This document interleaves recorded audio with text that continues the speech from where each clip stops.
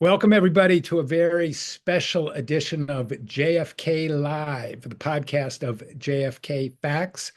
Um, we have a big crowd and growing, 350 people and more. So welcome. A lot of people who haven't been here before. JFK Facts is the premier online source of news and information about the assassination of President Kennedy and the secrecy that still surrounds it. So we are obviously in a time of big news around the subject. We've had the release of documents on Tuesday, which I think is very exciting, very important, I would say. I've been telling people this is the best news in JFK disclosure since the 1990s. So welcome to you all. We're going to talk today for, I don't know, an hour, hour and a half, and I'm going to talk about some of the most important things that I have found in the new JFK files, which I think are highly significant. In fact, for me, kind of transformative, definitive. I have come to new conclusions about the JFK assassination based on what I've seen this week, based on documents I've seen in the last 48 hours. So those are some bold claims, and I want to explain them with care. I want to say before we start that one of the things, if you haven't been on JFK Facts before, we live in divided times. We have a divided country. I don't think there's anybody who would deny that. But one of the great things about JFK Facts is we don't do culture war at JFK Facts. We have a very diverse audience, from MAGA red to Bernie blue, with plenty of constitutional conservatives, flaming moderates, and assorted free thinkers in between. But we don't argue about what we disagree about. We really focus on what we do agree about, which is the story of the assassination of President Kennedy and its importance to us today. So in that spirit, we gather. And in that spirit, I'm very delighted to say that we have a special guest tonight, Representative Anna Paulina Luna, the chair of the House Task Force on Declassification, who has announced hearings, I think, next month on JFK. And we're looking forward to talking with her a little bit about what she's doing, what she plans to do, what she hopes to accomplish. But we welcome her, and we welcome her leadership on the JFK issue. I feel, and I think the JFK research community feels, we are making real breakthroughs with this latest release. Incomplete, to be sure. We've only gotten about 2/3 of the promised files, and there's more outstanding. We're going to talk about that later today. So I want to give everybody, the audience, the press, and people, an overview of what I regard as the astonishing and disturbing story that emerges from the new JFK files, the files that I have reviewed and found in the last 48 hours. These documents are the product of my research and also of dozens of JFK research who I consult with, some of the best people in the business who have the most careful and exacting standards of reporting and analysis on the JFK story. So I want to itemize my claims so that fact checkers out there, PolitiFact, factcheck.org, can verify them, okay? And I have documentation for all of the things that I'm going to say.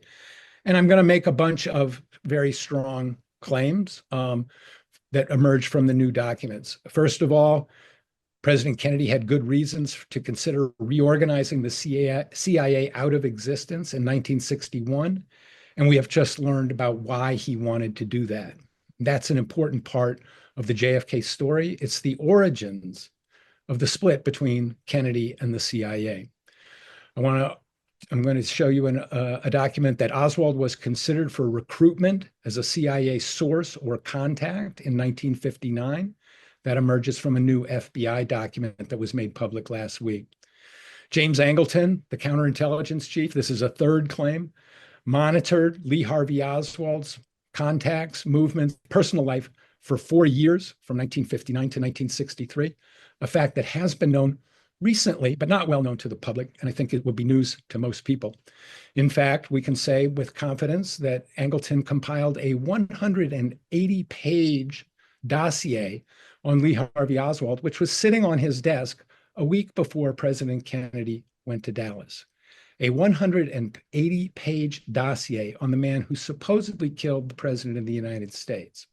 Now, you will hear from experts, so-called experts, who say that that's a nothing burger, that's not important. Okay, well, if that's a nothing burger, you're entitled to your opinion, but I think that most Americans will consider that a significant fact, a new fact in the JFK assassination story, and it is certainly a significant one. What we learn from these new records is Lee Harvey Oswald was never considered a security threat by James Angleton and other top officials, even after contacting a known KGB officer. This was a deliberate decision, and it contributed to the breakdown of security in Dealey Plaza. In the course of his short life, I will show you that Lee Harvey Oswald was observed by no less than 6 different code-named CIA operations. Those code names were HT Lingual, AM Santa, AM Spell, Lee Envoy, Lee Empty, and LC Improve. And we'll talk about the implications of Oswald's presence in codenamed CIA operations in a little bit. The intended results, the deliberate results of these operations were to generate the first JFK conspiracy theory, linking Oswald to Fidel Castro as the presumed assassins. And the continuing secrecy around one of the CIA officers involved in this surveillance of Oswald shows that there's more to the story that we don't know, and that we should learn from the forthcoming disclosures under President Trump's orders. But collectively, I will say these documents reveal a fact pattern that confirms one of the stories that's now circulating on social media. One of the stories that got the most attention in the last couple of days was the sad story of Gary Underhill, a former arms dealer who worked with the CIA in 1963, who was disturbed after President Kennedy's assassination, and who told associates quote, a small clique of CIA officials was responsible for the president's assassination. Underhill's background in the CIA makes this claim credible. And while it is true that Underhill's story has been public for many years, we now have, as of this week, evidence to back it up. And I want to make his conclusion more precise. Gary Underhill said before he committed suicide, a small clique of CIA officials was responsible for the president's assassination. The new documents enable me to say with confidence, a small clique of CIA counterintelligence officers was responsible for the president's assassination. And I'll identify these officers by name. That's the overview. But first, I want to talk to Representative Luna. I want to bring her on here and introduce her to the audience and thank her for her leadership on this issue. She has taken some grief online, which is never pleasant. I've had that experience as well, and but she's shown real leadership. She knows the case. You can tell from her comments. So first of all, welcome, Congressman Luna, and tell us about. You have talked about hearings on the JFK case. What are you hoping to achieve? Well, first of all, I don't know if you'd be comfortable sharing with your viewers right now about what we asked last time we spoke. If you're comfortable breaking Sure. that Yeah. I'd be happy to break that here. Yeah. We've actually asked Mr. Morley to be one of our witnesses to testify during the hearing. Now, we actually initially were considering moving the hearing to April 2nd, being that April 1st is April Fool's Day. But unfortunately, because we have a conflict with the hearing rooms, we're actually going to keep it on April 1st. So you will be one of our named witnesses, which is an incredible honor for us, being that you have extensive knowledge and research, but also too, I'd really like to actually kind of just caveat on what you were saying. You know, a lot of the reason why we developed the task force, and then also to work, and not just with the administration, but with the various agencies that have been a part of this declassification process, is because all too often in Washington, especially when it involves the intelligence agencies, you have stonewalling that takes place. And so you kind of need a pit bull, if you will, or multiple pit bulls that can actually go after individuals or agencies to ensure that these documents are released. And so for people tuning in, I was actually honestly shocked to find out that even with the last administration, with a Democrat administration pushing for declassification as well, that the actual National Archives, instead of releasing those documents that they actually sat on them.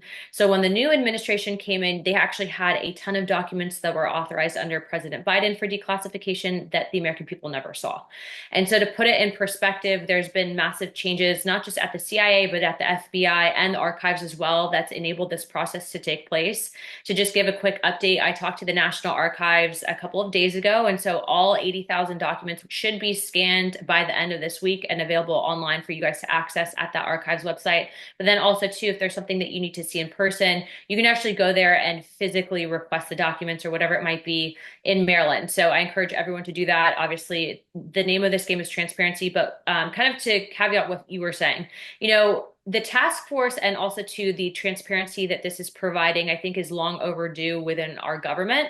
And I think part of the reason why you have such an array of theories is because of the fact that the government was not transparent. But what we're finding, and to really follow up on what you were saying, is that, here we are as congressional investigators, and we are tipped off that there is a document that exists. Actually, you had referenced, I think, one in one of the Substack articles that you were talking about, but we were actually told this by someone who's at the Civilian Declassification Board, which is a board that we'd go to if we found evidence that's classified, we wanted to push for it to be released, right?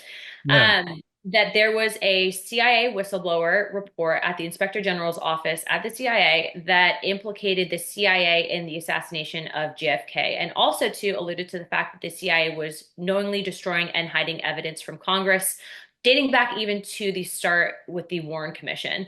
And so I say that because the American people suspected right after the assassination took place, was all the theories coming out, that the government was not being transparent, right? We now see, as you mentioned, this fact pattern and this mosaic coming forward that the CIA was a lot dirtier than anyone could have imagined and was literally a state within a state operating in a very rogue capacity. Yeah, that's and then a great. we find out, right? And then we find out about this whistleblower report. And so I can tell you that I know you guys are looking for it. I know that our team is looking for it. And I actually also have the archives looking for this document. So if you guys come across that document before we do, please flag it for us, because what we are hoping is that the individuals named in that whistleblower report, we are hoping that they are still alive, because we are trying to get them to come to Congress to testify. And do you have any idea when we might see that? Well, I can tell you that right now what I'm being told is if all those documents are being uploaded, I'm hoping that, and I actually talked to the archives to see if they could just add a search, like a keyword search for some of these files instead of us having to go through manually, click and close and then reopen.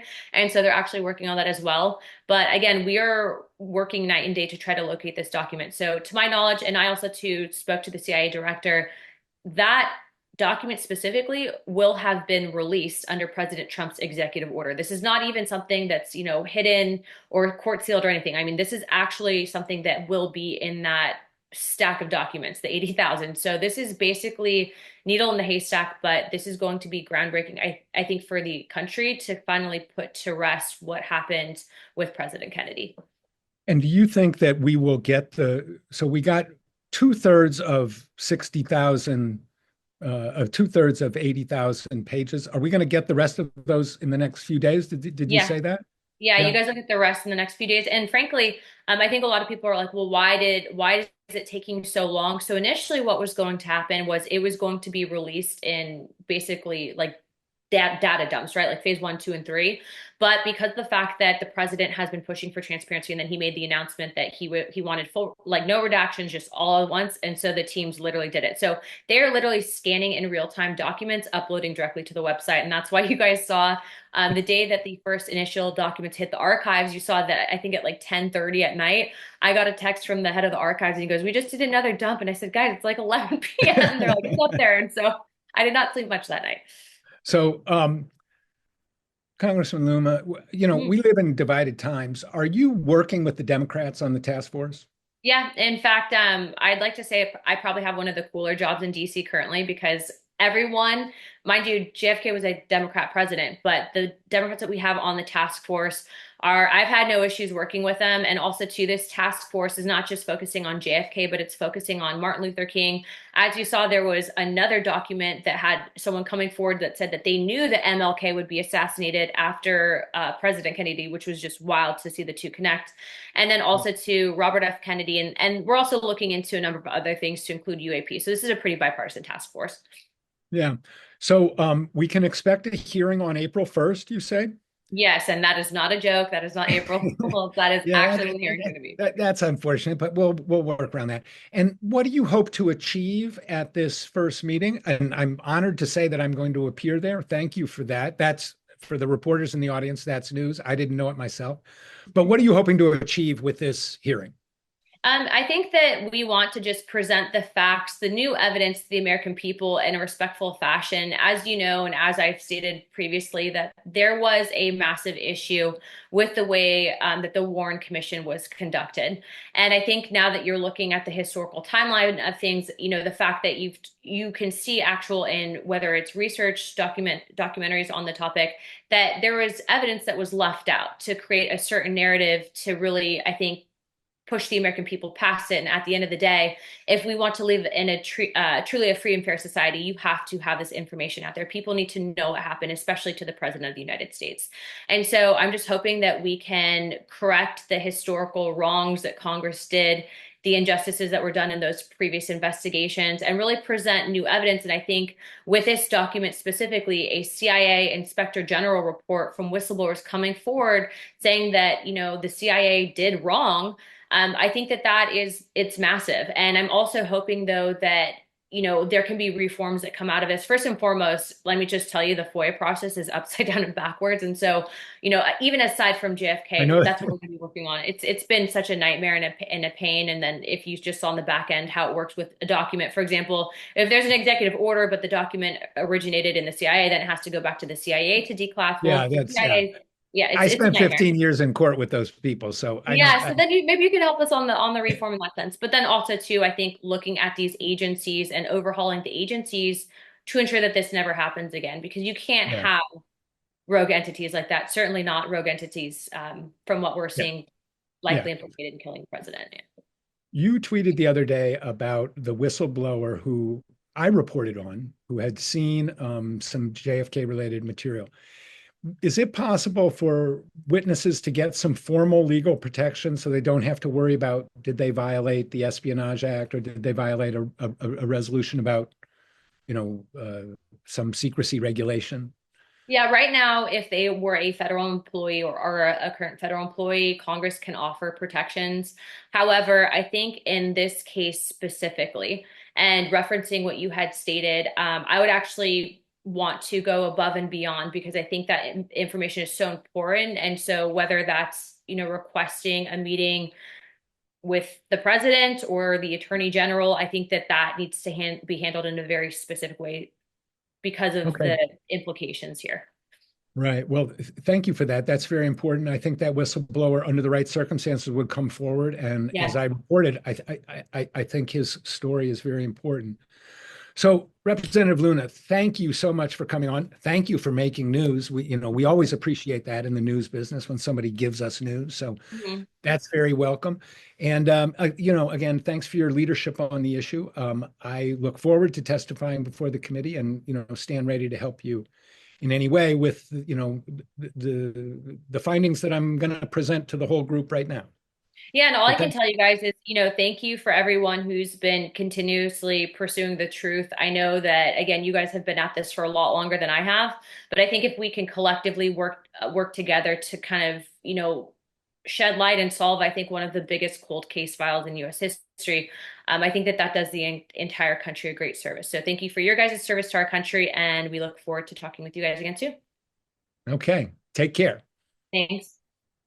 Wow. I wasn't expecting that, but that's certainly good news. And Well, Jeff, for those of us that have been following this case for decades and for years, I mean, we really are at a seminal historical moment here for those that have been following the Kennedy case, in some cases since the day it happened, and for others of us across the decades. So to hear Representative Luna in essence say every aspect of the federal government today is going to open up and cooperate with an investigation where we've seen the opposite approach for 62 years, where it seems that the federal government has tried to shut every aspect of the investigation of the case down. It's truly breathtaking. So I'm amazed at the commitment and her comment there at the end, Jeff. I mean, not only committing to offering whistleblower protections, but specifically the one that we know was in possession of that document that I think is the smoking gun document. A lot of folks might think changed the tenor of the case. Yeah. So uh, when we got after we heard the president's order, I got to thinking, well, how do we know that this is going to be a success? And so I set out to look for JFK records that were known to exist in the government's possession that were clearly covered by the president's order and that still contained redactions and that just on the face of them kind of looked interesting. And I canvassed some of the best JFK researchers and asked them for suggestions. And we put together this list, which has actually grown. It's up to about 18 now. And I should say for any people in the audience, we welcome suggestions. And I think you'll see that Rep. Luna is very open to new JFK information. So if people know of government records that have redactions or are out of public view, and that are relevant to the Kennedy assassination, let us know about them because we'll forward them and make sure that they get in the pipeline for disclosure. We're not looking for smoking guns, and I want to emphasize that because it's very important. People think when I say this document's important, and they see it, they say, "Well, that's not a smoking gun." No, it's not intended to be a smoking gun. We're not looking for smoking guns. We're looking for new evidence. And there's plenty of it. And that's what I want to talk about today was, so we put out this kind of report card, like here's 15 documents. And the question was, if we get all of them, that would be a successful JFK disclosure. If we wound up only getting two of them, that wouldn't be very good. So after about 6 weeks, we took stock and looked at what President Trump had accomplished, which was not much, and we gave him a D plus. The only positive thing that had happened was that the FBI, in response to his order, had identified 2,400 records related to the assassination and had given those to the National Archives. That was positive action on the part of the FBI, but otherwise, we didn't have much until Tuesday.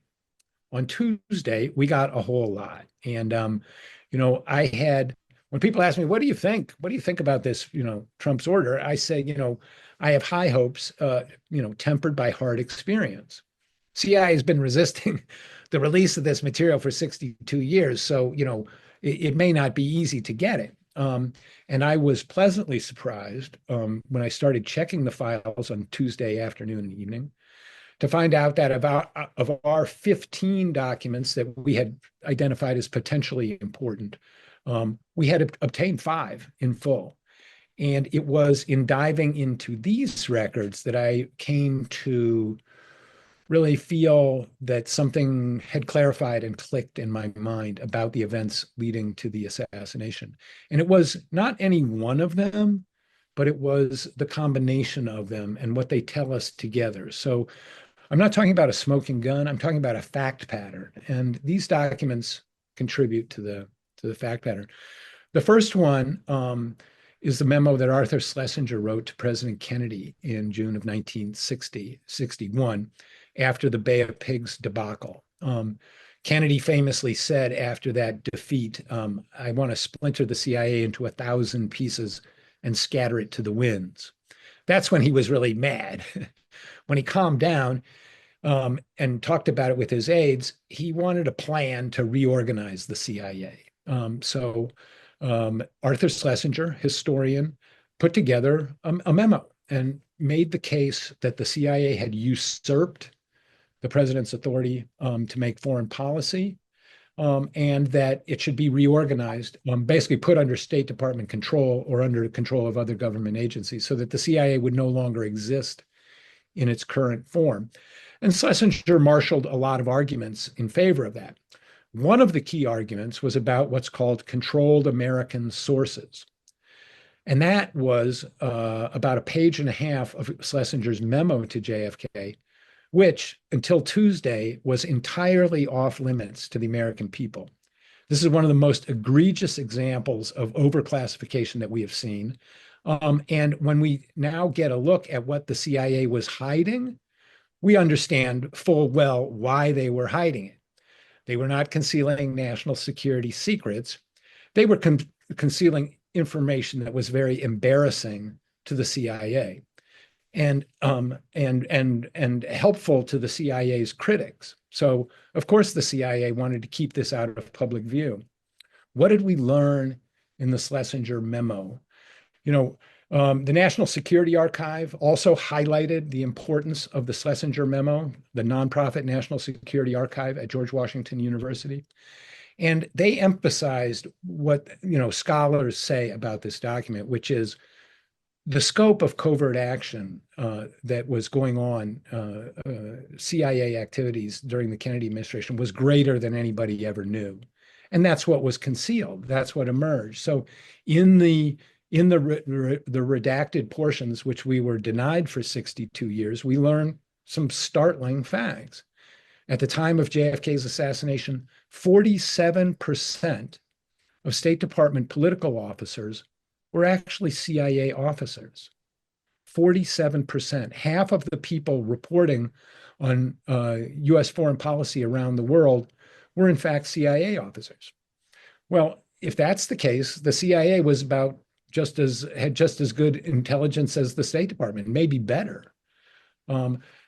The memo notes 123 people in the Paris embassy worked for the CIA. That's in the embassy of a putative ally. 123 CIA personnel in one embassy. And the anecdote contains, the memo contains an anecdote that I think is really revealing and really sets the stage for what's to come in Kennedy's presidency. Schlesinger notes that the CIA station in the Paris embassy was on the top floor of the embassy. Well, in July 1961, some generals in the French government tried to overthrow French President Charles de Gaulle. This was over the issue of Algeria. Algeria was basically a Vietnam for France. Algeria was a colony that France had held for many years, many decades, many generations. 1 million French people lived there. And de Gaulle understood that in the post-war world, France could not maintain this colony and decided to pull France out of Algeria and give Algeria its independence. Highly controversial in France, especially in the armed forces. And in July 1961, there was what was called the General's Putsch, which was an attempted coup, which was put down. But the story circulated because everybody knew the CIA station was on the top floor of the embassy, that the night of the general's coup, the lights were on the top floor of the embassy. And Charles de Gaulle concluded that the CIA was in league with his enemies who were seeking to overthrow him. And that impression that de Gaulle had was further strengthened a year later when de Gaulle was almost ambushed and killed on his way to his country house outside of Paris, where officers, also opposed to his Algeria policy, attempted to kill him. De Gaulle was lucky. He had a very skillful driver, unlike President Kennedy, who evaded the gunfire, and de Gaulle survived. But de Gaulle felt that just like the CIA was behind the attempted coup against him, he also felt that the CIA was behind the assassination attempt on him. What does this mean? The Schlesinger memo is the origin story of Kennedy's alienation from the CIA, an alienation which continued for the rest of his presidency.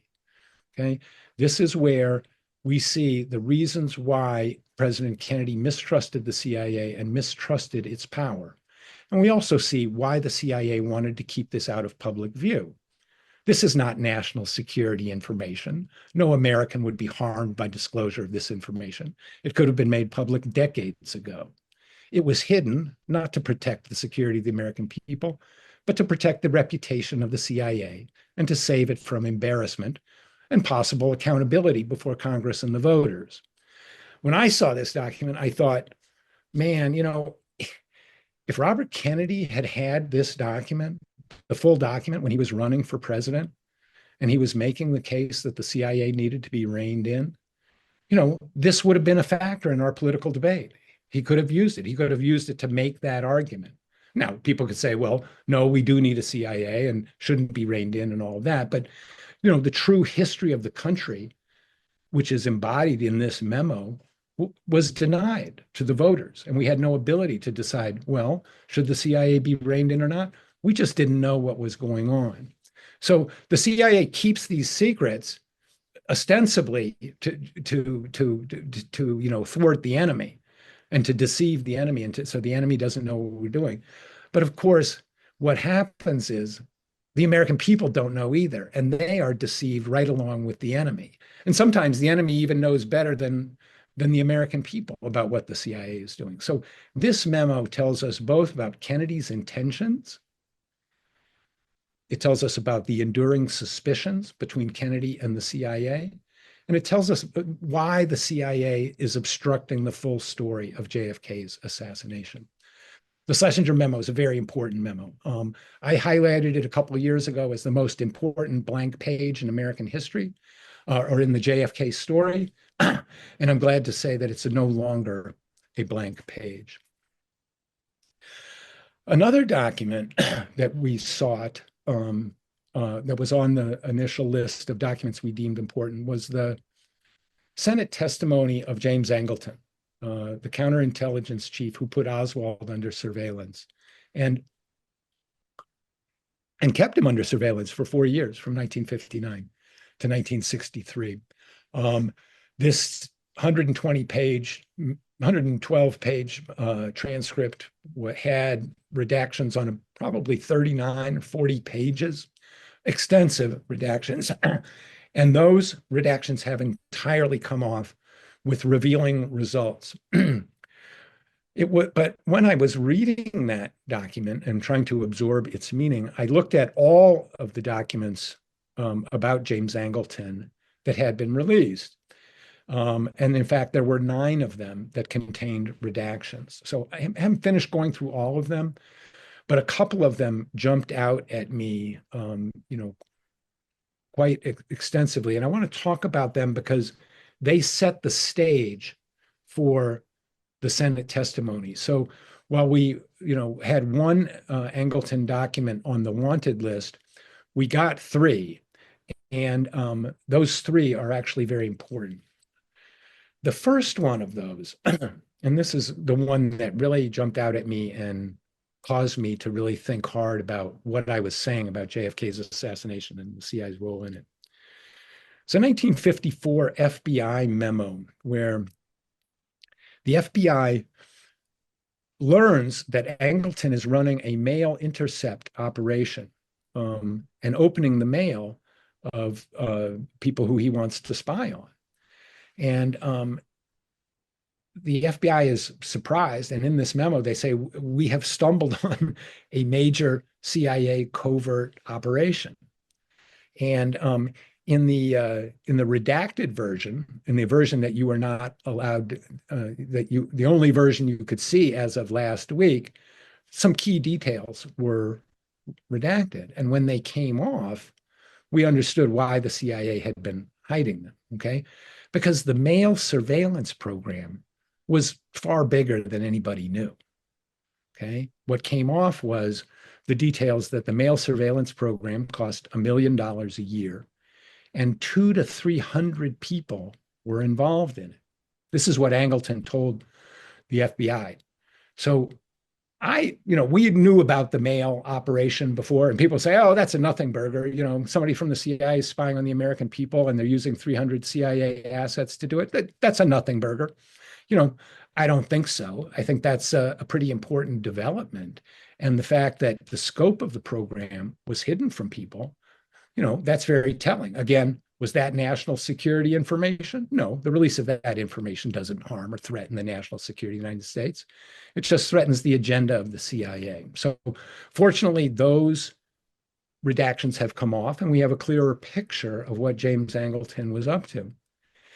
In that document was a line, though, that really jumped out at me. And what Angleton was trying to explain to the FBI was, why do we put people under mail surveillance, which he called by the rather more neutral term, mail coverage.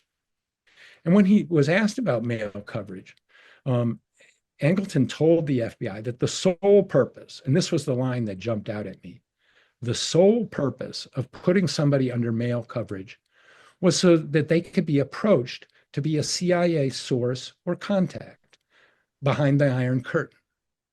Okay, so that's the criteria for intercepting somebody's mail. And it's the sole purpose that they can be approached and possibly used as an agent or a source or a contact. Source and contact was the language that Angleton used. Okay, that was in 1954. In October 1959, a young man named Lee Harvey Oswald went to the Soviet Union and said he wanted to move there and wanted to live there. He acted out of sympathy with communism. He told Russian officials that he would share information that he had from his military experience, from his time in the Marines, and he was granted entry into the Soviet Union. So that's what Oswald was doing. A week after he did that, 10 days after he did that, James Angleton put his name, the name of a 20-year-old dyslexic high school dropout who had left the Marines with a less than honorable discharge, and he put him on the male surveillance list. It was a CIA operation codenamed HT Lingual. And Angleton on November 9th said, we're going to open the mail and copy the mail of this fellow Oswald. Oswald's name went on to the HT Lingual list. That was the first codenamed CIA operation that collected intelligence on Lee Harvey Oswald. But as we will see, it was far from the last. So why did Angleton put his name on the list?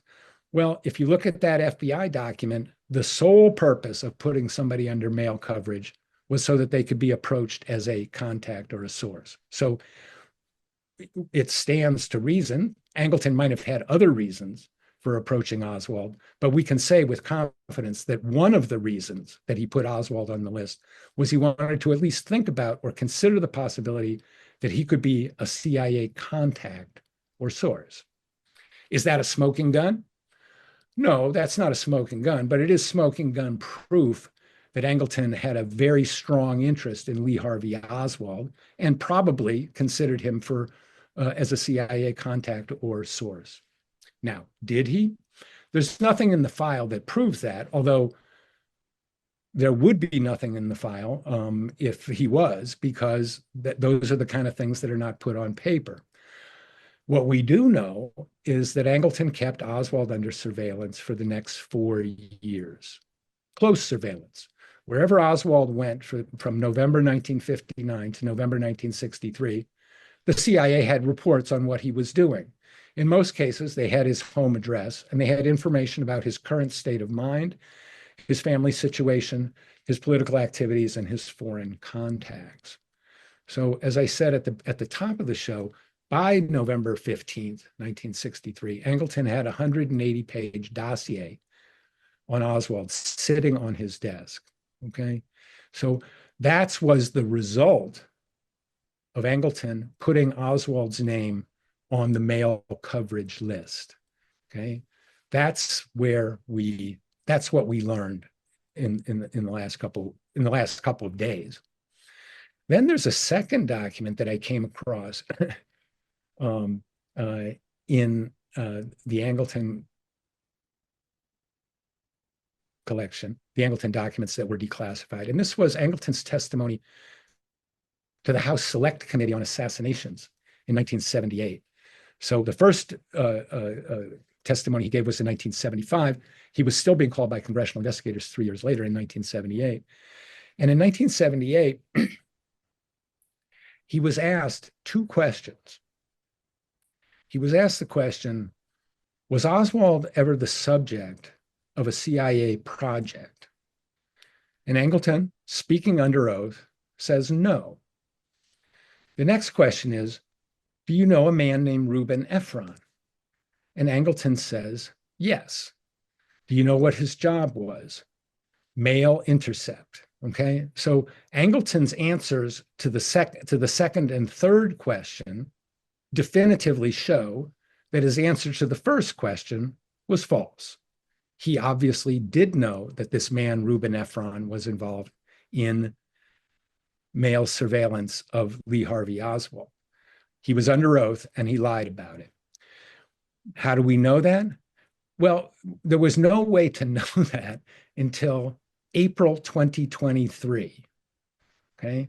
60 years after Kennedy's assassination, the CIA declassified a memo and said that a man named Reuben Ephron was in charge of a CIA project of mail surveillance, and that Efron had read a letter from Lee Harvey Oswald's mother, and he had forwarded it to one of Angleton's aides in June 1962. So that's where we now can say with confidence that Angleton lied to congressional investigators about what he knew about the surveillance of Oswald. Again, some people consider that a nothing burger. I don't.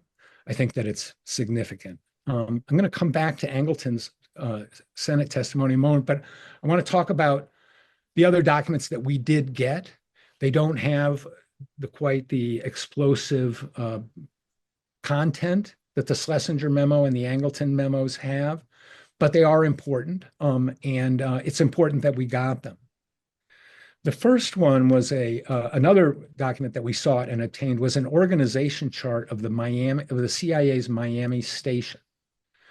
Okay, and it was entirely redacted. What it showed was the 5 or 6 branches of the station in 1963: military operations, intelligence collection, covert action.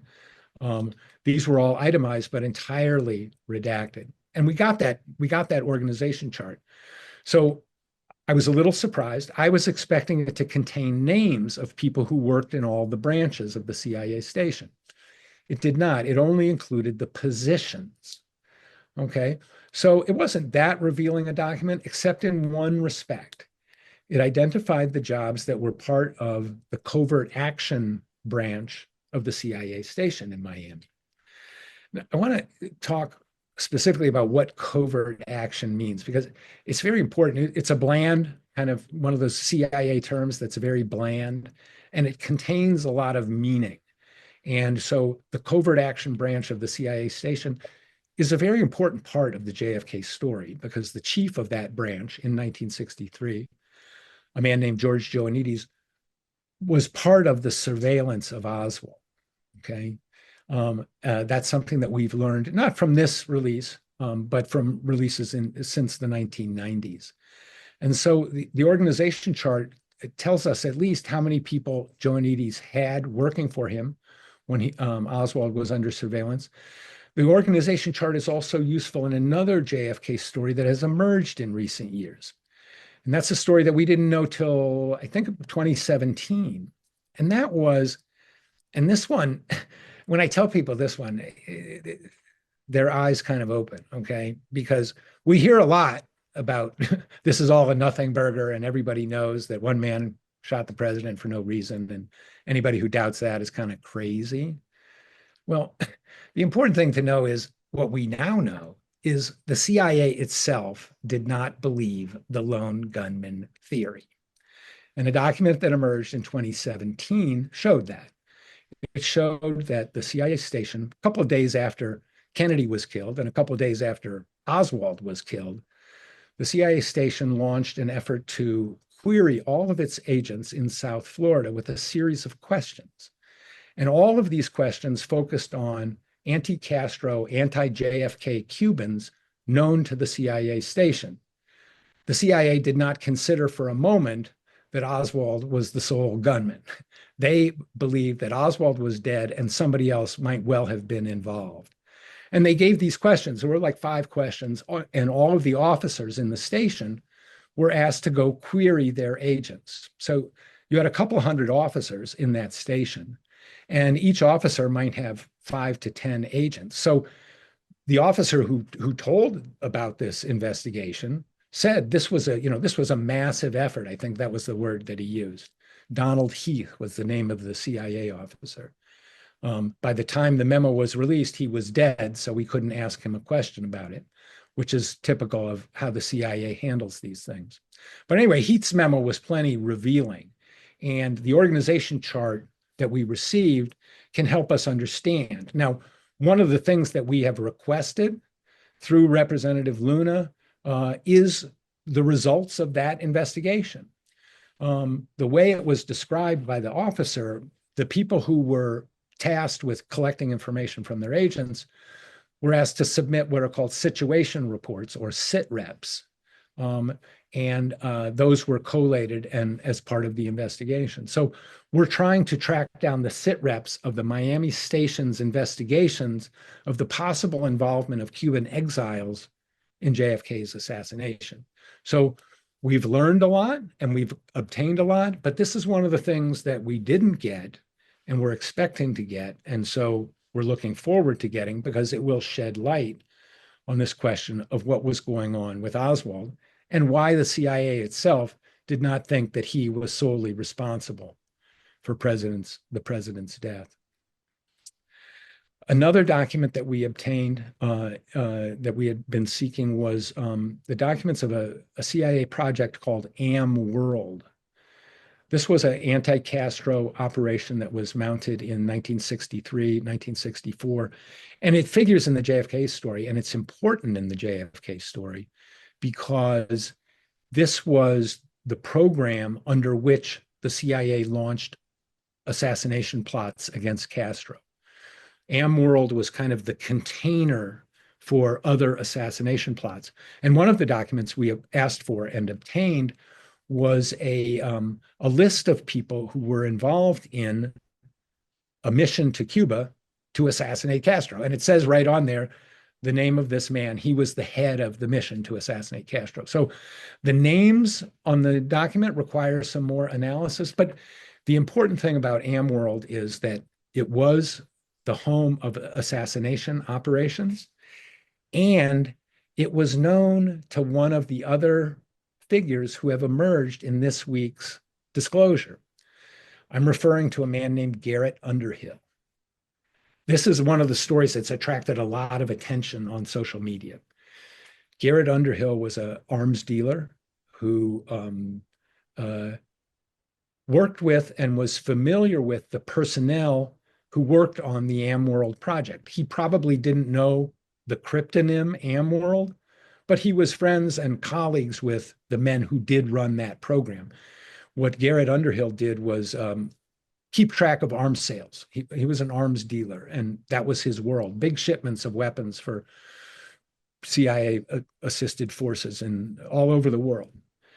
Garrett Underhill said, was very disturbed by the president's assassination. He told associates. This is reflected in one of the documents that was released last week, and said that the CIA was a small group of CIA officials were responsible for Kennedy's assassination. So when Garrett Underhill later committed suicide, and so we don't have further basis for knowing why he did that. People speculate about his suicide, and it is curious that this is an all too familiar tale for those of us who study the JFK assassination. Somebody learns something disturbing about the assassination, talks about coming forward with it, is bothered by it, and then commits suicide. And that's what happened with Gary Underhill. And we have similar stories from Dorothy Kilgallen, a journalist who committed suicide in 1965, who was interested in the JFK story and pursuing it.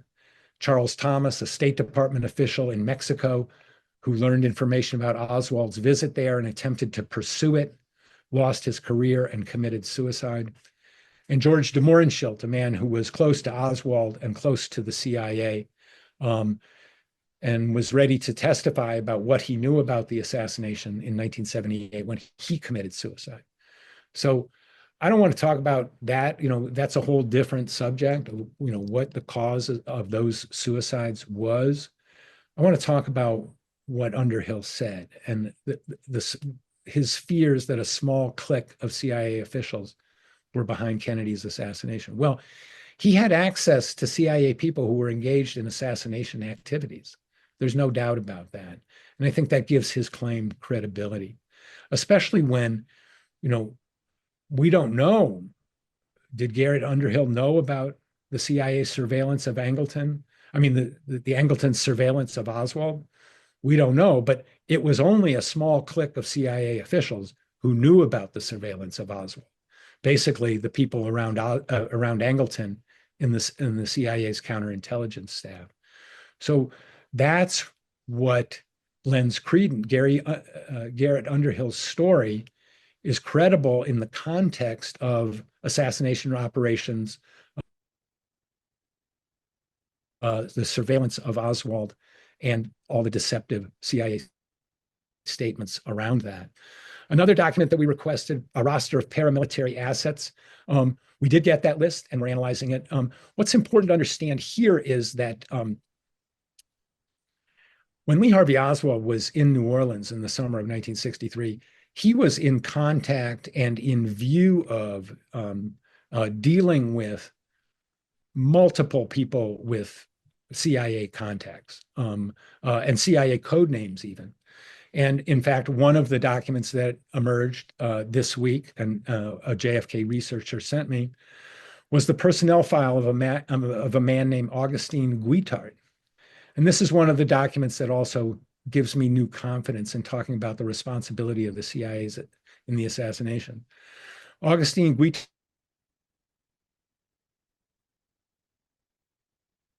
was a professor at a university in New Orleans. A file, as it was in its redacted form, showed that in 1963, he was conveying information from his brother who lived in Cuba.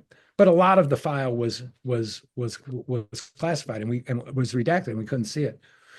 When some of those redactions came off, we learned that Augustine Guitart had another role for the CIA, and that was spying on pro-Castro forces in New Orleans. Not only that, we know that Augustine Guitart was in the courtroom when Oswald was arrested for disturbing the peace with other Cubans. So a CIA asset charged or responsible, deployed, recruited for spying on pro-Castro forces in New Orleans was in the courtroom with a man named Lee Harvey Oswald 3 months before the assassination. So again, we see Oswald under CIA eyes. That's what these new records tell us. Oswald is under CIA eyes constantly from November 1959 to November 1963. And the final document that we did get in toto is a report on Mexico City surveillance operations called Lee Feet and Lee Envoy. And this is a minute description of how these surveillance operations worked, who carried them out, and all of that. It's very detailed, but what it tells us is how the Lee Envoy program, which would pick up on Lee Harvey Oswald when he visited there in 1963, how it worked. And especially a key detail is that it involved the Mexican government, okay? So we see that the CIA is employing not just its own assets, but other assets, other governments, to maintain the surveillance of Oswald. Now, what didn't we get? We didn't get the Operation Northwoods is a Pentagon plan to create a false flag incident in Cuba in 1963. The idea of Northwoods was to stage a spectacular violent incident on a prominent American target and use CIA assets to lay the blame on Cuba. Cuba would then be exposed or identified as a threat to peace, a threat to America, and the American president would have the justification for invading Cuba and overthrowing Castro. That was the preferred plan of the Joint Chiefs of Staff. They presented this to President Kennedy in 1962, and this part is well known, and Kennedy brusquely rejected it and said he wasn't interested. In 1963, after having been rejected by Kennedy, the Joint Chiefs approved Northwoods again. So they know Kennedy doesn't support it. They know that this is an anti-democratic gesture. In the documents, the portions of the Northwoods plans that we have now that were revealed in 1997, 34 years after the assassination of the president, show that dozens of military people worked on these plans. They were highly articulated. There were many variations on how to do what they called an engineered provocation to overthrow the government of Cuba. We have a couple hundred pages of the Northwoods plans, and that's one of the most important revelations of the 1990s, one that's been pretty assiduously ignored by major news organizations because it's suggested that Oliver Stone might be onto something, so nobody wanted to pay attention to it. The important thing about Northwoods today is not only do we know about it and know about these anti-democratic conspiracies hatched and formulated by the Joint Chiefs in 1963, but a couple of pages of it are still redacted. And we did not get those last week. Now, is there a smoking gun proof in those redacted pages that says we're going to go kill Kennedy? No, but if you look at the Northwoods plan,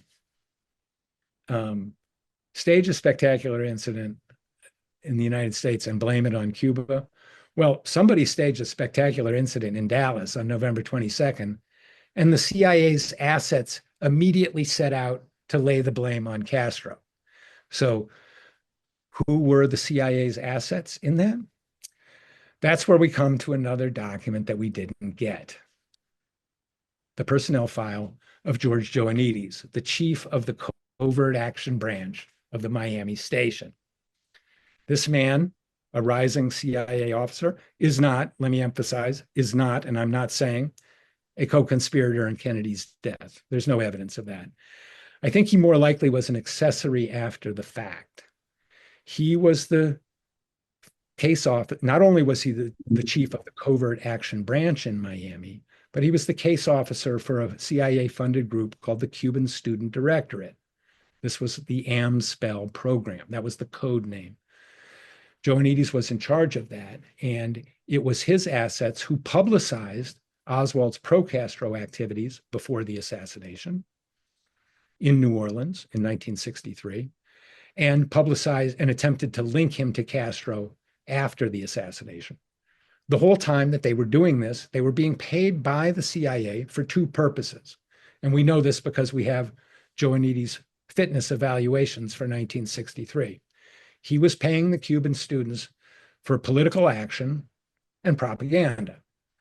And when the Cuban Student Directorate, when his AMSPEL agents ran into this pro-Castro fellow named Oswald, they delivered on both counts. They engaged in political action. They confronted Oswald on the street. They provoked an incident. Oswald got arrested. They went to court. It was in that courtroom that Augustine Guitart and at least 3 other CIA agents confronted Oswald, denounced his Fair Play for Cuba activities, and generated propaganda, press coverage, a press release. They debated Oswald on the radio. So this is what George Joannides was doing in the summer of 1963, or what his agents were doing. What he was doing, we don't know. That's why we want his file. And we did not get it this week. So I'm hopeful with the cooperation that Representative Luna is talking about, that we will get that file. And I think that it will show what I'm talking about, that Oswald was the target of a counterintelligence operation that was designed to generate the story that Castro was behind that Oswald and Castro were behind the assassination. So what I'm saying is these counterintelligence operations that envelop Oswald, and I'm going to spell out all of them in a minute. These had a purpose, and Joannides this was not his operation. He was responding to his superiors. So what the Joannides file, if and when we obtain it, will tell us was who was running this operation that was exposing the pro-Castro Oswald. Who was authorizing Joannides in these activities? We don't know. There's 44 documents in Joannides' file between 1963 and 1981, most of his CIA career. There's 44 that are directly relevant to the time when he was involved in JFK-related matters, 1963, 64, and 1978 and 79. We didn't get any of that this week. And that's one of the big failings of that. All of that, virtually all of the information in the Joannides file is to use the CIA's term, denied in full. And the reason it's denied in full, is the CIA tells us, is because these documents concern his cover, his false identity, in other words, and his intelligence methods. That is to say, the CIA is keeping secret the cover and intelligence methods of a undercover officer whose agents had repeated contact with Lee Harvey Oswald 3 months before the assassination.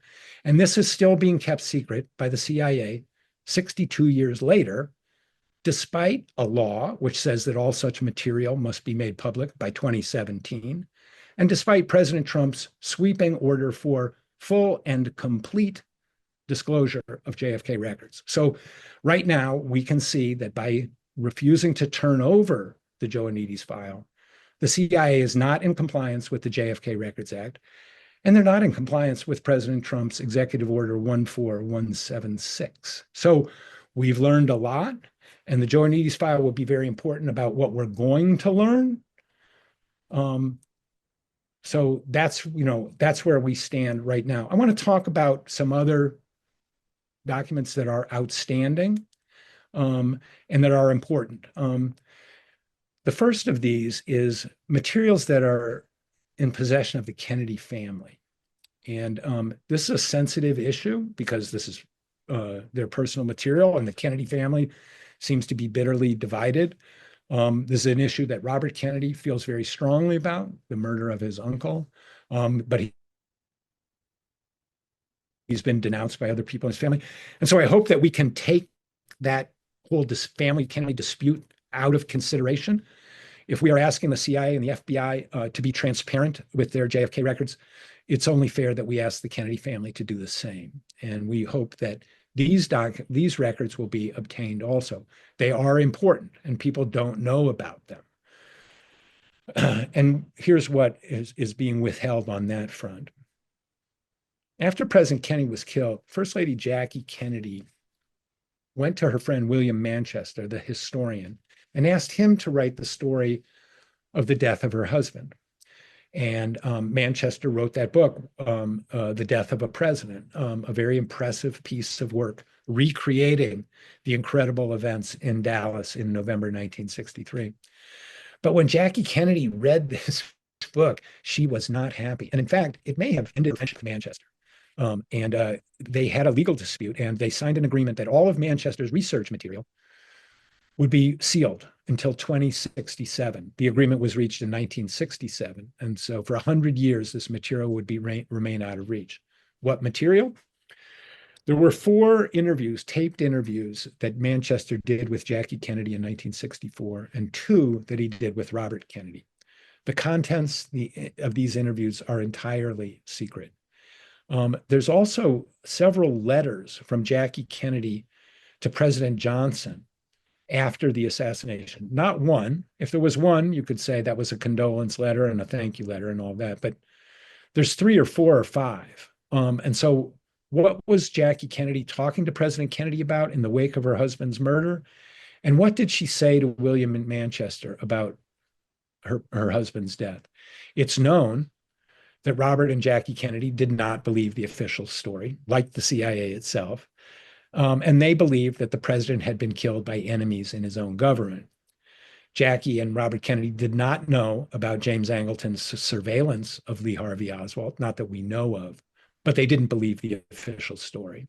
And they suspected, Robert Kennedy suspected, rogue elements of the CIA, and like the CIA, he suspected Cuban exiles in South Florida.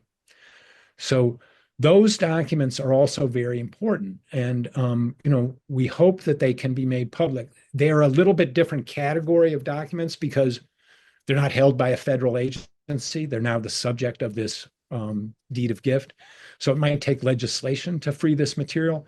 But if we're really going to get to the bottom of the JFK story, which is what the Trump administration has said they want to do, and which the American public clearly wants, that's why we have the JFK Records Act mandating the release of all government records. If we're going to do this right, we need to get that material as well. So that's kind of an overview of what's come out this week and what has and what hasn't come out. So after 6 weeks, I gave President Trump a D plus as a grade for JFK files. And now I think that I'm going to upgrade his grade to maybe a B minus. We got a lot of material. It's very good signs that this stuff was made public, but there's still a long way to go. So that's my take on what we've learned so far. I want to now return back to the testimony of James Angleton, because this is, like I said, one of the two most important records to come out. And I talked about the two additional Angleton records that became public that were influential in my thinking. But it's when you combine those two records with the history of Angleton's surveillance of Oswald, the idea that Oswald was considered for recruitment as a source or a contact, this document becomes especially important and demands further explanation. In June 1979, James Angleton was a man disgraced. He was a career CIA officer and a very powerful man in the CIA for 25 years, and he'd been fired. He'd been fired in December 1974 after Seymour Hersh, the legendary investigative reporter who's still at it to this day, exposing the great and the powerful, published a story in the New York Times which said that the CIA had engaged in a massive spying operation on U.S. citizens. And Hersh had gotten wind of two CIA operations. One was called MH Chaos, which was an operation to spy on the anti-war movement, which was it wasn't run personally by Angleton, but it was run by an aide, a man named Ober, on the counterintelligence staff. And the other operation that Hersh reported was the operation that took notice of Lee Harvey Oswald, HT Lingual. And so Angleton was fired for this revelation.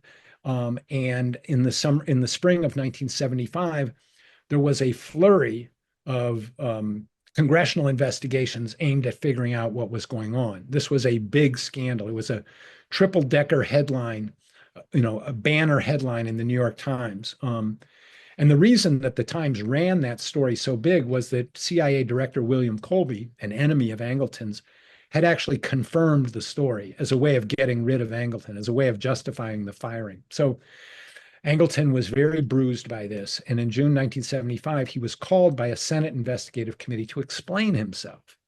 And he was glad to do it. And so he came in, and this is the transcript of his closed-door testimony that just emerged. Like I said before, this testimony was highly classified, probably redactions on a third of the pages, and some of them quite extensive. Now we know what was behind those redactions. And what does it tell us? What did we learn from this? Well, what Angleton did was he wanted to justify himself. He wanted to say, I'm a good intelligence officer, and what I've done is for the good of the country. And he explained why. And one of the first things that he started talking about was how he had cultivated relationships with the Israeli security services and how valuable this had been to him. He was questioned about whether the CIA had assisted Israel in obtaining nuclear technology, which was something that was just being alleged in the early 1970s, that Israel had stolen fissile material from the United States as part of its secret effort to build an atomic bomb. So Angleton talked about this. He denied that that the United States or the CIA had helped Israel get the bomb. But when he was asked further about it, he said, can we go off the record? And so there was something that he didn't want to talk about on the record about the question of Israel. But there were other things that he was quite glad to talk about. And one of the things that he was glad to talk about was how he had tapped into, as an intelligence stream, the emigration of Jews from the Soviet Union to Israel at a time when the United States didn't really have any, spies or eyes and ears inside the CIA, inside the Soviet Union. these people who were coming out and moving to Israel knew all about the Soviet Union. They'd lived there. So Angleton wanted to tap them as an intelligence source. And that's why he said he cultivated the Israelis, because they would share what they had learned from their new immigrants. So Angleton says in the course of the now unredacted portions of the interview, the portions that we couldn't see before, he described how he did this. And what he said was that he had adopted or recruited these people and come and inserted them in various positions in the CIA, in the US government. So he had cultivated the Israeli sources and placed them in the American government. And he said this was a highly successful operation. Now, the profile of the people who he describes, emigres from the Soviet Union who provide intelligence, exactly fits the profile of Reuben Efron, the man who was reading Oswald's mail. He was an emigre from Lithuania and came and worked at the CIA and was plugged into Angleton's network. Now, Angleton didn't say in his Senate testimony that Reuben Efron was one of his agents, but he does say that one of these people who he recruited wound up being a deputy chief of the service. Can't quite tell if that means deputy chief of the Israeli service or deputy chief of or a deputy chief in the CIA. But how Angleton gathered intelligence, this is a model of that. And it's possible that Angleton deployed foreign assets in the surveillance of Oswald. That's one of the things that we need to learn. We need to learn more about what was going on there. But that story of Reuben Efron that was hidden from 1962 to 2023, this shows the sensitivity of it. And it shows why Angleton lied under oath about what he knew about it, because he wanted to keep it secret. Now, when people say, well, he lied under oath, that's a nothing burger. That's what CIA people do. Again, some of us have higher standards. There's people out there who want to hold the CIA accountable, experts who want to hold the CIA accountable, JFK researchers who want to hold the CIA accountable. And then there's historians and journalists who want to make excuses for the CIA and say, well, they were just incompetent and all of that. What the new material does, and this is my bottom line in the new material and why I state with confidence, CIA counterintelligence was responsible for Kennedy's assassination. Angleton's people monitored Oswald for 4 years. And in the last 3 months of his life, Oswald repeatedly tripped security concerns. He was arrested. First, he was arrested fighting the CIA's favorite Cubans in New Orleans. Second, he was pamphleteering on behalf of the Fair Play for Cuba Committee, an organization identified by the US government as subversive and targeted by the CIA and FBI for disruption and destruction. He was known to beat his wife. That was in an FBI report sent to Angleton in September 1963. He went to Mexico City and sought a visa to travel to Cuba. Okay, that was a violation of US law. And then he made a phone call, which was picked up by the CIA, and he's heard talking to a man named Kostakov, who is known to the CIA station and to CIA headquarters as a KGB officer. So between August and October of 1963, Oswald trips these security concerns. He's fighting with the CIA's favorite Cubans, attempted to infiltrate a CIA group. He's advocating on a leftist subversive group. He's attempting to travel to Cuba and the Soviet Union, a violation of US law, and he's in contact with a KGB officer. Okay, in response to these repeated, not violations, but certainly security concerns, if they were concerned about Oswald, any one of these would have been reason to call him in for questioning. Why did he try and infiltrate the CIA's favorite Cubans in New Orleans? What was he doing for the Fair Play for Cuba Committee? Other files that came out show how people who supported the Fair Play for Cuba Committee were treated. There's a file that came out about Robert Scheer, who was a leftist journalist. I believe he's still with us. I hope he's still with us, and I hope he's listening. He had a 130-page file on him because he was a supporter of the Fair Play for Cuba Committee. Oswald's a supporter of the Fair Play for Cuba Committee, in touch with a KGB officer. The report lands on James Angleton's desk, and he does nothing. This is where these documents join the debate, okay? There's a debate. The people say this is a nothing burger. If CIA officials lie about a presidential assassin, that's a nothing burger. They're really just incompetent. And that's what they're hiding. They're hiding their incompetence. And when people give the nothing burger argument, they say this, they're hiding their incompetence. On the other hand, there's people like me who say, if you are repeatedly ignoring security concerns about somebody, then that person, you're not using them, you're not watching them for security reasons. You're using them for some other purpose. You're enabling that person to keep going. We have now the complete pre-assassination Oswald file, and I'm going to make it available on JFK Facts shortly so that people can educate themselves about the alleged nothing burger. This is the information that the CIA had on Oswald before the assassination. Like I said, 180 pages. There are 2 pages in that document that are very important, and that's the routing slips for FBI reports on Oswald that reach Angleton in November 1963. And those routing slips contain the initials of Jane Roman, Angleton's longtime assistant. And she signs for those FBI reports, which say that this fellow Oswald, who was just in touch with the KGB, is now back in the Dallas area. She signs for those 2 documents on November 14th and November 15th, 1963.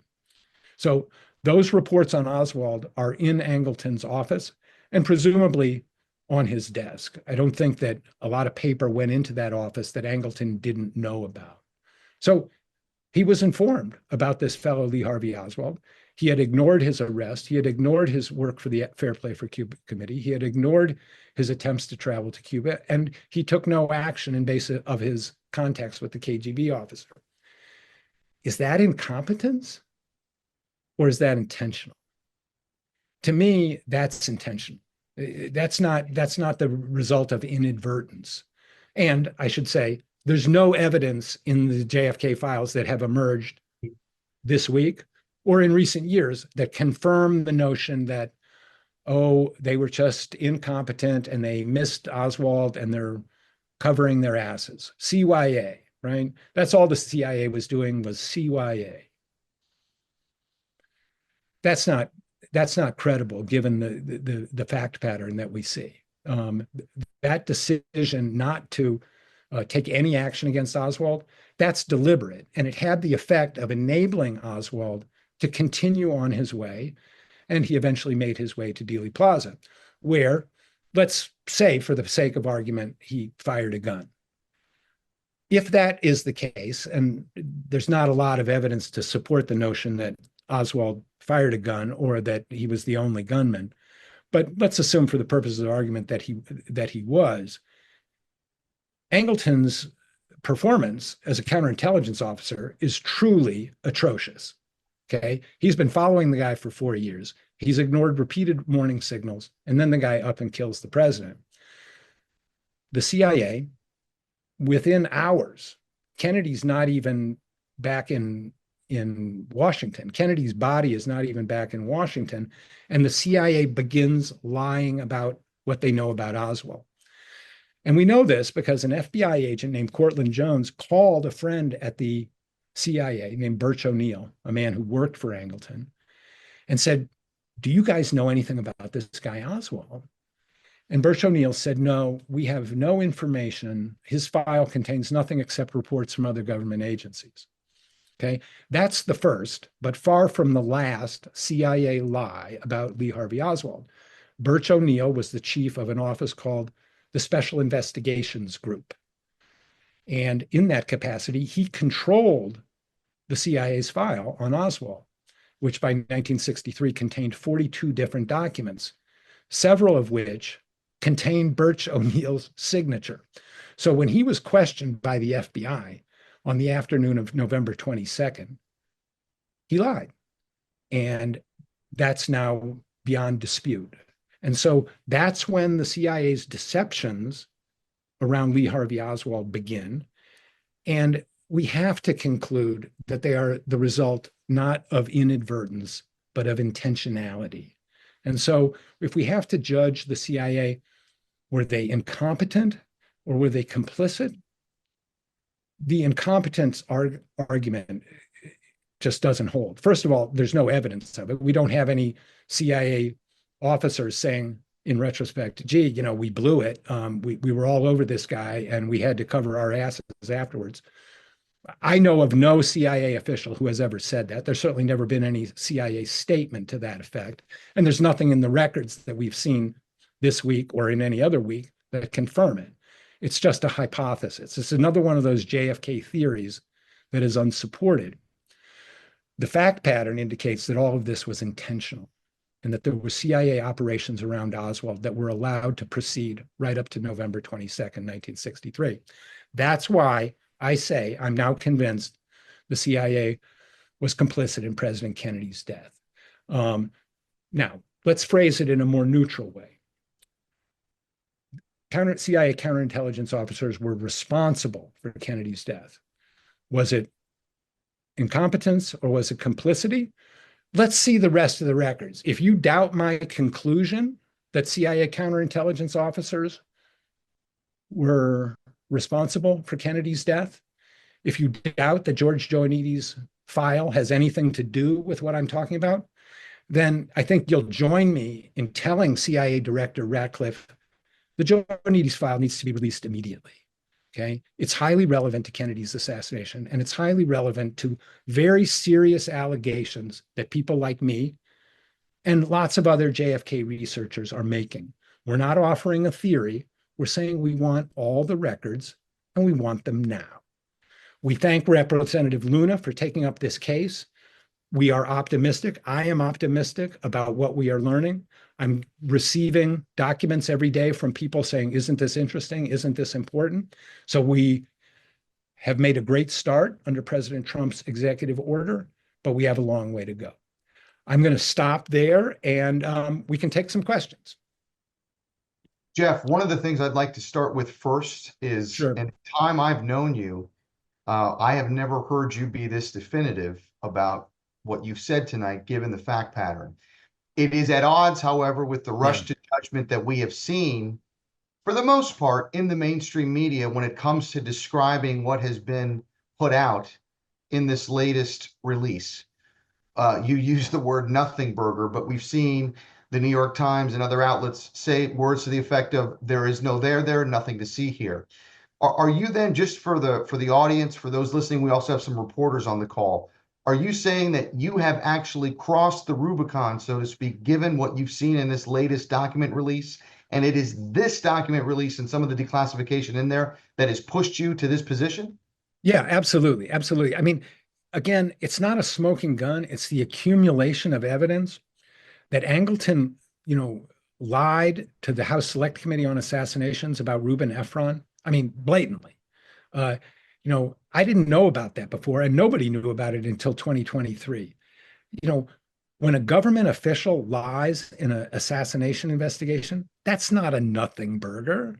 And so really, what you have with these mainstream news organizations, it's a classic example of confirmation bias. And the way it works is this.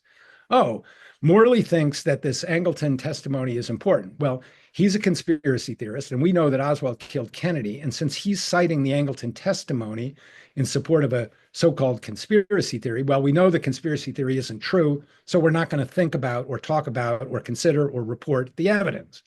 Well, if you keep doing that, what you're doing is you're blinding yourself to the evidence systematically. You're letting your confirmation bias, your belief in your own thing, blind you to the evidence. And that's what we see in the mainstream media. And I wanted to come out and say, that's wrong. That's not tenable. The weight of the evidence and the things that I'm talking about, the things that have emerged in the last 5 years, they really clinched the case.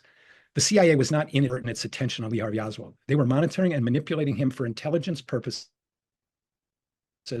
related to the events that culminated on November 22nd.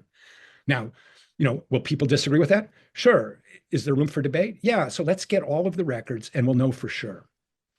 Jeff, on that same point, are you comfortable now suggesting, and I think in your comments about what you've learned specifically in the Angleton testimony as well, Yeah. are you comfortable suggesting that if there was a mastermind within CIA that was behind and certainly knew about Lee Harvey Oswald from the moment he defected to the Soviet Union all the way up until November 22nd, it was James Angleton? Is that right? Yeah, I'm not a prosecutor and I'm not looking to put anybody on trial. I'm not looking to prove a case beyond a reasonable doubt, in front of a jury. That's a whole legal system and legal analysis. I go more on a common sense.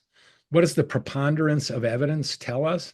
And it's very hard to point the finger at any one official when we say, Kennedy was killed by his enemies in his own government.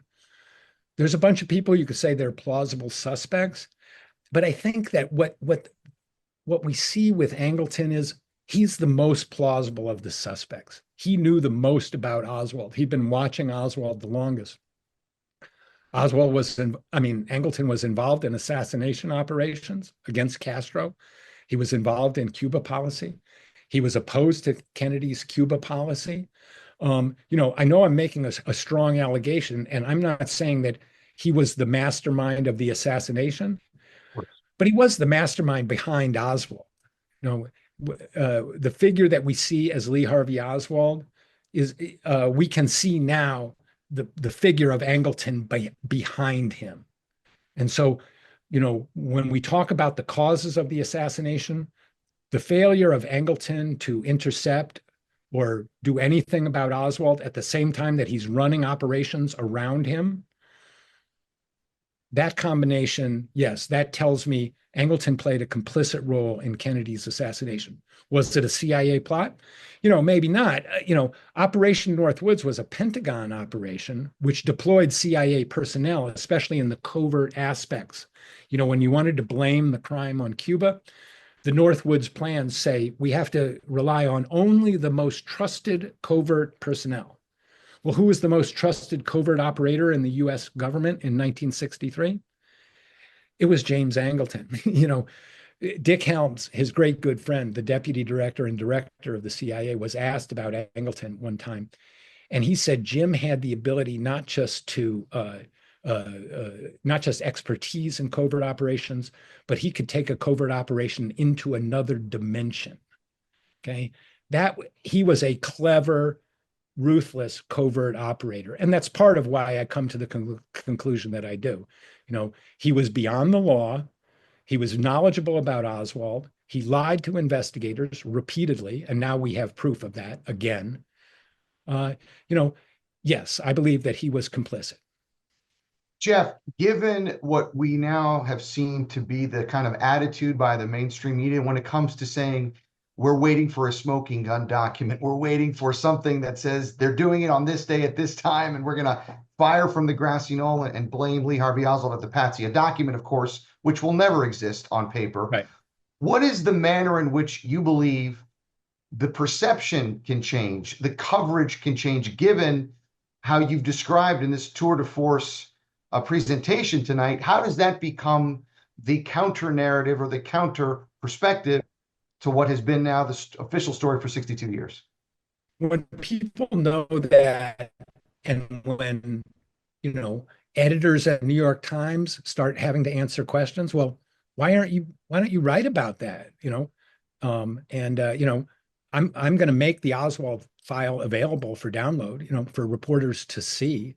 So I think it's education, Fernand. I think that's the key. And it's disseminating the record of the assassination and explaining the record of the assassination and bypassing the whole conspiracy theory discourse. We're not interested in that. We're interested in, what we've learned and what we haven't learned. So for those that are reporters on the call, I know some have indicated there are, if you could please raise your hand and introduce yourselves if you want to ask a question live. Those of you who are not reporters, please continue submitting questions using the Q&A button at the bottom of the webinar site there. Jeff, while we wait to see if any of those reporters do want to weigh in, I know we had a few throughout the course of the evening. Let me just ask some questions that are emerging. And it has to do really with what Representative Luna said at the top. She did make news, Jeff, and congratulations. You are going to be giving testimony before the select committee. What should she and the committee be asking for now, whether it's through a potential subpoena power, or what are the files that they need to be focusing on between now and April 1st, when the first committee happens, to hopefully have that present for when your testimony takes place? I hope that the process will focus not on reinvestigating the assassination, but on completing the record. Now, there are living witnesses who can provide important testimony, but if we're talking about the first day, we really need to explain to people, what are these records? What have they told? What have we learned? And what are we going to learn? And then after we have a kind of educational hearing, then we can begin to dive down and let people, witnesses and experts, explain what we have learned and what actually happened, and how it's been obscured by government action. So, I hope that it will have that character of completing the record.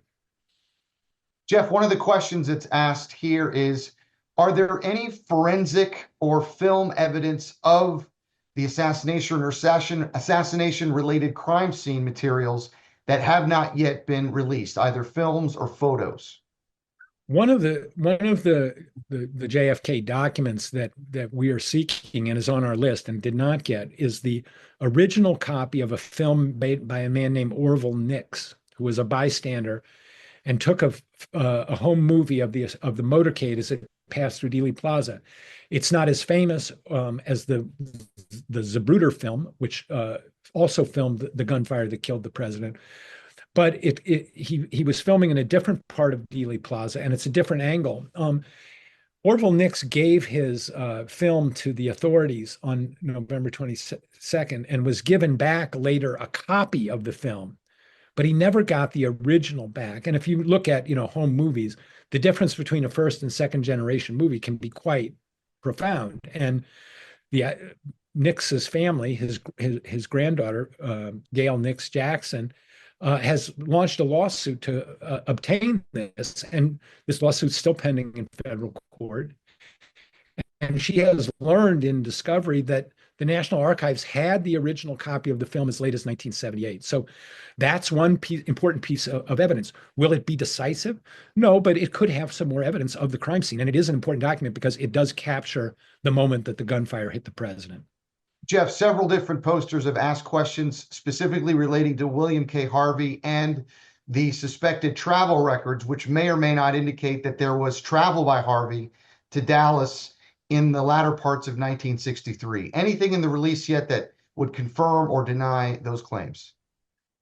We got nothing along those lines. Those travel records were relevant because a State Department official who worked with Harvey, and I should remind people that William Harvey was the head of the CIA's assassination program in 1963. A State Department official said that he saw Harvey on a domestic flight to Dallas in early November 1963 and asked him why he was going to Dallas, and Harvey reportedly said, just to look around. David Talbot reported that story in his book, The Devil's Chessboard, and after that filed a lawsuit to obtain those travel records from the CIA. And the CIA said, in typical fashion, that they could neither confirm nor deny the existence of the records. So that's a bogus, false excuse. It should not. The president's executive order should sweep it aside, and we should obtain those records if they exist. A question from Paul Blue, Jeff. Oswald starting a Fair Play for Cuba mission in New Orleans. Is there any evidence or data now to suggest that this was part of a mission he was given, and if so, by whom? There is no, there's no evidence that he was given this mission by anybody. There's nothing in these current records. I think it's important to understand who Oswald was in the eyes of the CIA. Okay, he was not a CIA agent. Okay, a CIA agent is somebody who works for a CIA officer, right? CIA officer is like a military officer, and they have a source or somebody who does something for them to go obtain a certain piece of information, what's called positive intelligence, a specific data point that you want to know more about. Who did this arms deal? Who laundered this money? That's what CIA agents do. Oswald wasn't that. He was more what people in the CIA call an agent of influence. And a guy from the Directorate of Operations called me up one time, and he had read my books, and he said, I want to tell you who Oswald was just based on reading your books, not from any inside information, but just from what you reported. And he said, Oswald was an agent of influence. That is to say, he's somebody who could do something for you, right? You're not looking for him to do, spy on somebody or go get this piece of information, but he's somebody who can be of use to you when you're trying to do something deniable. And I think that's what Oswald was. Oswald was genuinely leftist in his political views. So the idea that he would form a Fair Play for Cuba committee chapter isn't that surprising, but he did it in defiance of the Fair Play for Cuba committee itself, who asked him not to establish a chapter in New Orleans. So that indicates that he had his own agenda, and in doing this. So no, we don't know that he was given a mission by a CIA officer, but we do know that everything he did related to his pro-Castro activities, virtually everything he did was in view of the Cuban Student Directorate, the AMSPEL Directorate, which was run by George Joannides, the chief of the Covert Action Branch in Miami. Jeff, a follow-up question with your conclusions about Angleton. And the question is as follows. I'd like you, Jeff, to clarify what your conclusion is here. Are you saying or suggesting that the CIA, in particular James Angleton, knew that Oswald was dangerous, knew that he was either planning or involved in the effort to kill JFK and made sure that the CIA stood down? Or are you suggesting that they and somehow pushed Oswald to participate in the assassination of JFK? Neither. I don't think they pushed him to participate in the assassination of JFK, and I don't think that he was responsible for the president's death. I don't think that they thought of him as a threat to the president, because he wasn't a threat to the president. Oswald admired JFK, and it's notable that the Warren Commission never found a motive for Oswald's alleged deed. What I'm saying is that the CIA operations around Oswald were allowed to continue and culminated on November 22nd. What I think happened, and I'm going to go out on a limb here. What I think happened is there were two operations. Okay, there's a kinetic operation to apply force to the target, to kill the president. And then there's a psychological warfare operation to blame that crime on Oswald and Cuba. And I can't tell you much about the first operation, except that the Dallas doctors were pretty sure Kennedy had been hit by gunfire from two different directions. But on the second one, that's what I'm talking about. There was a deliberate attempt to link this fellow Oswald to the crime that took place in Dealey Plaza, and then link him to Cuba for the purposes of raising tensions and justifying a U.S. invasion of Cuba. That's what the preponderance of evidence of CIA operations around Oswald, CIA false statements, deceptive statements, lies, perjury, destruction of records, that's what that all tells you, is there's an operation involving Oswald that's going on right up to November 22nd, 1963. Jeff, on this subject, Sean Mannion asks, if there is indeed proof that there was the high-level conspiracy involving the CIA and other potential enemies in the government that took out President Kennedy, as you seem to be concluding based on the latest document release, what would be the accountability measures that the country could take? Would it be to either abolish or investigate the CIA, some sort of a Truth and Reconciliation Committee? If, in other words, this becomes the new narrative, the new official story, what then? Yeah, I think some a Truth and Reconciliation Committee, is in order, or a investigation like the Church Committee. I do think that anybody who has knowledge of this should be given immunity and to come forward and testify, so that people who do have knowledge feel free to do so, because I think there are living people who know about this, or maybe they know about it from their parents or grandparents. But yeah, I think accountability is the main thing, to get everybody, so that everybody knows this story. and how it came to pass. And what does that mean for an intelligence agency? You know, President Kennedy, like the Schlesinger memo said, you know, he was worried about the encroachment of the CIA on the president. You know, how many of those political officers, to go back to the Schlesinger memo, how many political officers in US embassies around the world are CIA officers today? Is it 47% like it was 60 years ago? You know, we need to know that if we're going to understand what is the role of a secret intelligence agency in a democracy. So I think that the Kennedy assassination is really the cause for rethinking what is the role of an intelligence agency in a democracy. And these records that we're learning are showing what the perils are. So accountability is in order. You know, what's the specific thing to be done? You know, I think that what the Kennedy assassination story tells us is the perils of covert action and deception. Look at what the Warren Commission story has done to the American public. It has shredded the credibility of the federal government. You know, the hostility to the federal government that we see in the MAGA movement, you know, how much of that is due to the false story that the Warren Commission foisted on the American public? Not all of it, maybe not even most of it. But to say it's not a factor, it is a factor. That's why we're still talking about it, because it's still a reality in American political life. Jeff, I think we have a question from reporter Channa Willis, who's with the Trails County Reporter. Channa, if you want to unmute yourself and ask your question directly, please. Yes, it's Trails Country Reporter. I'm currently finishing a book for Gordon Ferry. It was called Evil. We're renaming it Exposing Evil, Why It Matters Today, on Bobby Kennedy, Jack, and MLK and the attempts on Trump. You had mentioned he has information in his book that we're going to add in that's not been so far disclosed.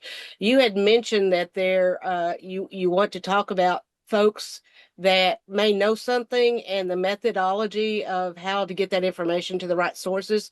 There's those I've talked to in researching this book that fear their data and documents will be filtered and handled and won't make it all the way to Representative Luna or the White House. How can you answer that? I have an acquaintance with Representative Luna, and I'm going to testify before her committee. But, you know, if you pass something to me and I give it to her, do I know that it will get to the White House? I can't make that assurance. I can tell you, if you give it to me, I'll tell you what I think of it, and is it, you know, how relevant, and, you know, is it worth bringing to the attention of the authorities? You know, I'll give you my opinion and I'll help you do that, but I can't guarantee that. No, I'm not in the administration. It's not that I don't want to help. It's that I don't have any influence. Jeff, another question from Jen Loving. This asks, is it possible that the cadre or cabal knew of Oswald's files and managed to manipulate Oswald through either David Atlee Phillips in a way that Angleton may not have known about? Oswald thought he was tasking as usual, but not from Angleton, and Angleton was left holding all the Oswald files and would be implicated after the fact. You know, a lot of things are possible in the secret world, and you know, when we find out the truth, it might be very different than the kind of things, not very different, but you know, you don't know if you don't know. You know, we don't know what's being withheld, but we have a good idea what we've learned over the years of what was being withheld, and what was being withheld was evidence of CIA misconduct. So could it have worked another way? Yeah, it could have, and that's why I say, you know, CIA counterintelligence officials were responsible. I don't want to pin it all on Angleton. I mean, he controlled the Oswald file, so he has some complicity.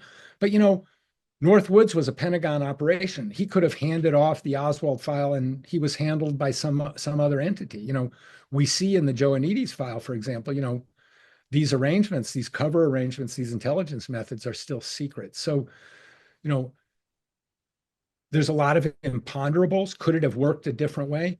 Yes, it could have. But wherever you go in the Oswald story, you see the fingerprints of counterintelligence. That's the point that I'm making.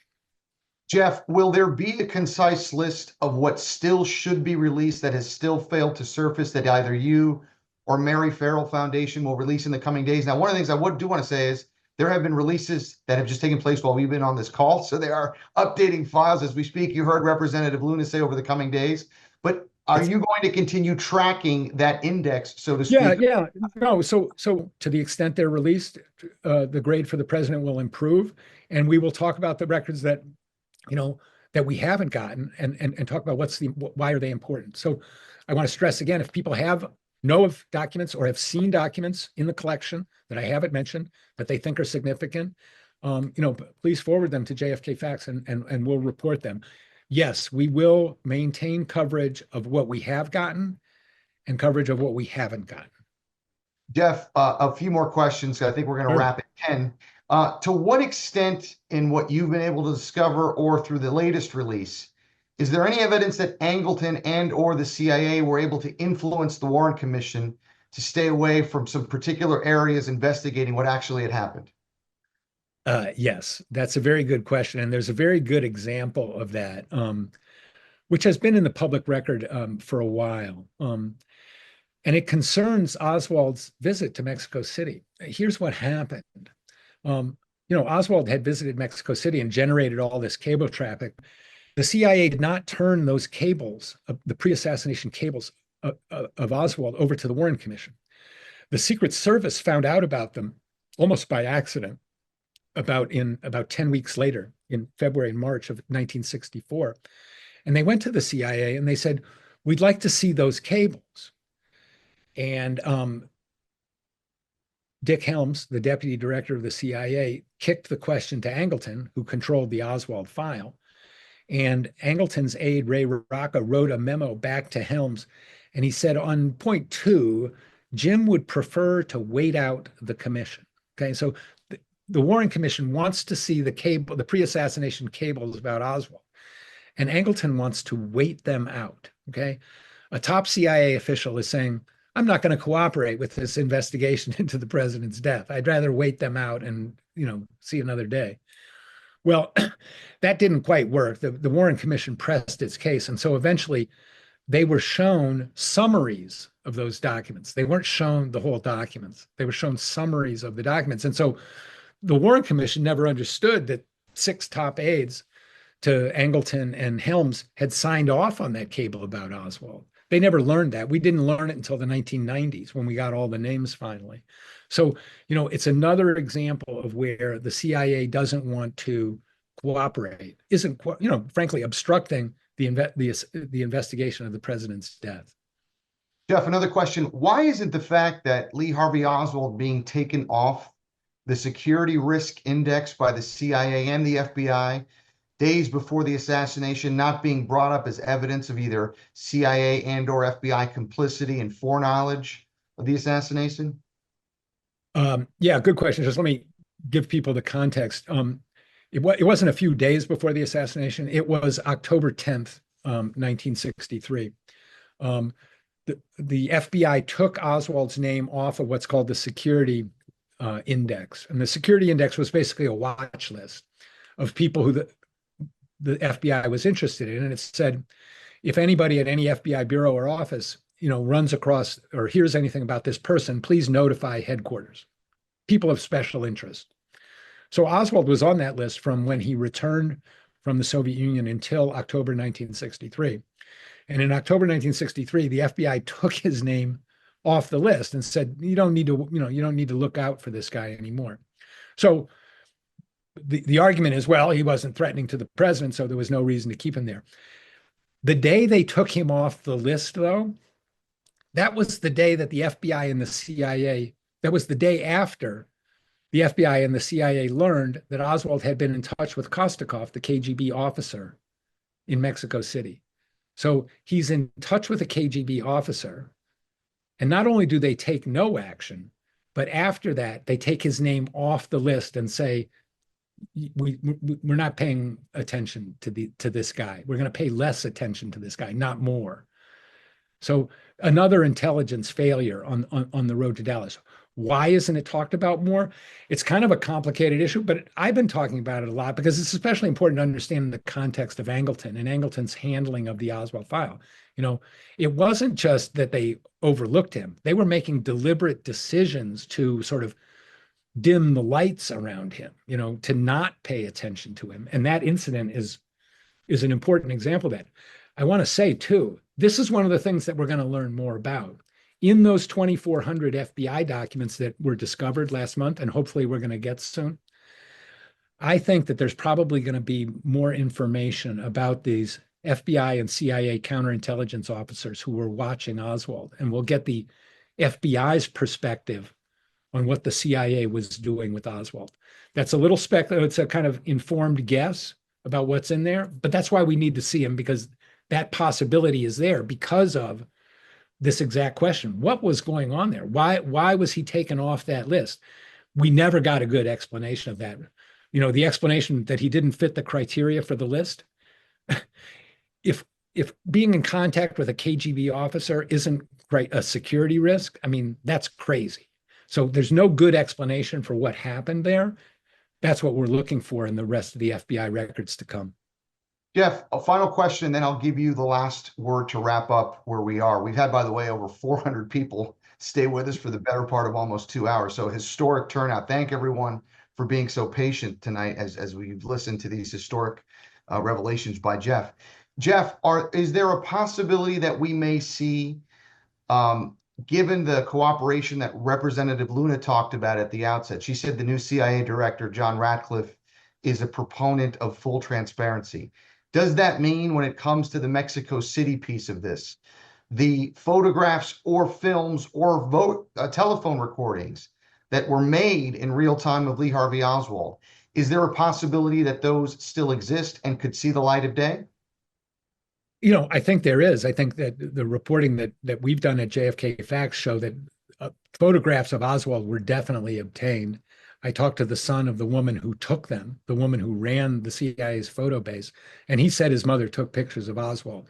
So yes, they may exist. The CIA needs to do what the FBI did. The president issued an order, said, go find your assassination-related records and, get them ready for public release. The CIA needs to do that exact same thing. Now, the FBI should have turned those records over a long time ago, and we can talk about why they didn't, and that's important. But they did do the right thing. Now the CIA needs to come into compliance with the law and the executive order, search its records, and produce all of the assassination-related material, like the Joannides file and other things that have been identified in their possession, and make them public. I mean, the time is over for redactions and obfuscation and excuses. There's a clear mandate here, very clear. Look at the turnout here. Look at Representative Luna and I on the same page, a right-wing congressman, a left-wing journalist. Everybody agrees on this one. So let's just get it done. Jeff, to close, I think we are living historic days here, days we thought we might not ever see. Yeah. When it comes to the type of disclosure we are now seeing. Just some closing thoughts for everyone watching. What should be the pathway forward? We've got a lot of benchmarks with the testimony you're going to be doing at the beginning of the month. There's still more files to be released in the coming days. But what is the general attitude? Are you feeling optimistic? And what should people be saying and doing proactively now that have been waiting for this moment and for some of them all their lives? Yeah, I'm in that same category. I've been at this a long time, and this is a very hopeful moment. There's definitely obstacles, and we've been at this a long time. We know very well what those obstacles are. But I think it's hopeful, and I think people need to emphasize this is not a divisive measure. This is not a pro-Trump measure. It's not being advanced by, for the sake of, vindicating the president or his agenda. This is something that the American people have wanted for a long time. And we've made big progress, but the entrenched forces of secrecy are very strong. They're very strong in this government. The secrecy system is built in. And, it needs to be part of a larger reconsideration that this, secrecy system has done us no favors. And the Kennedy assassination is the perfect example of how the secrecy system has really distorted and corrupted the democratic ideals and people's faith in government. So to set that right, that's important at this moment when the country's very divided. It can be a very positive thing if we can pull together and show that the people can make their voices known and their feelings felt and can obtain their real history. against the resistance of very powerful secretive forces in the US government. But through the imperfect workings of democracy, public pressure has actually been felt. President Trump turned around on this one. The CIA has ceded ground on this one, not because they wanted to, but because everybody understood that there was a public demand for this. And if you defy that public demand, you're going to pay a price and discredit yourself. That's what the force that we have going for us right now is. People are going to be ashamed to keep this material secret, and they should be ashamed to keep it secret. And if that shaming works on, CIA officials, that's a good thing. That will help us get to the end. What can people do? They can talk about this and say, we need full disclosure. And you know what? If you disagree with me, that's fine. Join me and say, we need full disclosure. That's the way to get this thing done. Jeff, for anybody who may have missed portions of this, are you planning on sharing this presentation again for others that want to see and share with others, maybe in the media or in interested groups? Yes, this will be available on JFK Facts. And we'll also make it, I've talked for a long time here about a lot of different things.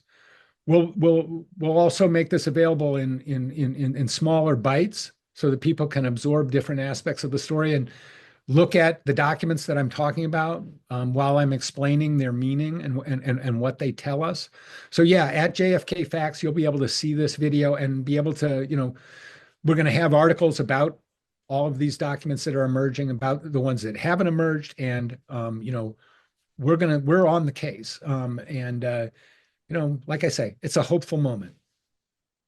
I think on that note, it is the perfect moment to also thank everyone for their patience. Thank you, Jeff, Patrick, Representative Luna, Alexander, of course, David, who's also been instrumental in getting this thing going. As Patrick also wants to remind everybody, please go to jfkfacts.org for more information. There will be a replay of tonight's presentation. You'll also have an opportunity, of course, if you want to send Mr. Morley a message directly. So thanks, everyone, and have a wonderful night. Hopeful, exciting times. Thank you, everybody, for listening.